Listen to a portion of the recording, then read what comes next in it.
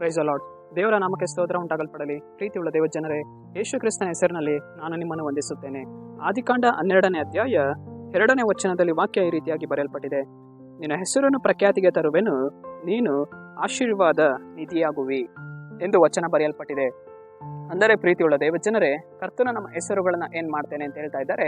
ನಿನ್ನ ಹೆಸರನ್ನು ಆಶೀರ್ವಾದಿಸ್ತೇನೆ, ನಿನ್ನ ಹೆಸರನ್ನು ಅಭಿವೃದ್ಧಿ ಪಡಿಸ್ತೇನೆ, ನಿನ್ನ ಹೆಸರನ್ನ ಪ್ರಖ್ಯಾತಿಗೆ ಕೊಂಡು ಬರ್ತೇನೆ ಎಂದು ಕರ್ತನು ಇಲ್ಲಿ ನಮ್ಮನ್ನು ನೋಡಿ ಹೇಳ್ತಾ ಇದ್ದಾರೆ. ಪ್ರೀತಿಯುಳ್ಳ ದೇವ ಜನರೇ, ನೀನು ಏನಾಗ್ತೀಯಾ? ಆಶೀರ್ವಾದದ ನಿಧಿ ಆಗ್ತೀಯಾ ಎಂದು ಕರ್ತನು ಇಲ್ಲಿ ನಮ್ಮನ್ನು ನೋಡಿ ಹೇಳ್ತಾ ಇದ್ದಾರೆ. ಪ್ರೀತಿಯುಳ್ಳ ದೇವ ಜನರೇ, ಇವತ್ತು ನಮ್ಮ ಹೆಸರುಗಳು ಅನೇಕರ ಮಧ್ಯದಲ್ಲಿ ಕೆಟ್ಟು ಹೋಗಿರುತ್ತೆ. ಆದರೆ ಕರ್ತನು ಇಲ್ಲಿ ಹೇಳ್ತಾ ಇದ್ದಾರೆ, ನಿನ್ನ ಹೆಸರನ್ನ ನಾನು ಆಶೀರ್ವಾದಿಸ್ತೇನೆ, ನಿನ್ನ ಕುಟುಂಬವನ್ನ ನಾನು ಆಶೀರ್ವಾದ ಮಾಡ್ತೇನೆ, ನೀನು ಆಶೀರ್ವಾದ ನಿಧಿ ಆಗ್ತೀಯಾ ಎಂದು ಕರ್ತನು ಇಲ್ಲಿ ನಮ್ಮನ್ನು ನೋಡಿ ಹೇಳ್ತಾ ಇದ್ದಾರೆ. ಪ್ರೀತಿಯುಳ್ಳ ದೇವ ಜನರೇ, ಇವತ್ತು ನಮ್ಮ ಹೆಸರುಗಳನ್ನ, ನಮ್ಮ ಕುಟುಂಬಗಳನ್ನ, ನಮ್ಮ ಜೀವಿತಗಳನ್ನ ಕರ್ತನು ಏನ್ ಮಾಡುವವರಾಗಿದ್ದಾರೆ?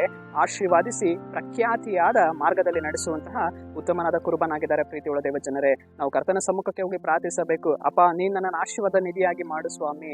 ದೇವರೇ, ಹೇಗೆ ಯಾಕೋಬನನ್ನ ನಿನ್ನ ಆಶೀರ್ವಾದ ನಿಧಿಯಾಗಿ ಮಾಡಿದೆ, ಅಬ್ರಹಾಮನನ್ನ ಹೇಗೆ ಆಶೀರ್ವಾದ ನಿಧಿಯಾಗಿ ಮಾಡಿದ್ಯೋ, ಇಸಾಕನನ್ನ ಹೇಗೆ ಆಶೀರ್ವಾದ ನಿಧಿಯಾಗಿ ಮಾಡಿದ್ಯೋ, ಅದರಂತೆ ಕರ್ತನೆ ನನ್ನ ನಿನ್ನ ಆಶೀರ್ವಾದಿಸು ಸ್ವಾಮಿ, ನನ್ನ ಹೆಸರನ್ನ ಪ್ರಖ್ಯಾತಿಯಲ್ಲಿ ನೀನು ನಡೆಸು ಸ್ವಾಮಿ ಅಂತ ಪ್ರಾರ್ಥಿಸುವಾಗ ಕರ್ತನ ನಮ್ಮನ್ನು ಆಶೀರ್ವಾದಿಸುವಂತಹ ಉತ್ತಮನಾದ ಕುರುಬರಾಗಿದ್ದಾರೆ. ಪ್ರೀತಿಯುಳ್ಳ ದೇವ ಜನರೇ, ಸರಿ, ನಾವು ಪ್ರಾರ್ಥಿಸೋಣ. ಅಪ್ಪ ಕರ್ತನೆ, ನಿಂಗೆ ಸ್ತೋತ್ರ ಸ್ವಾಮಿ.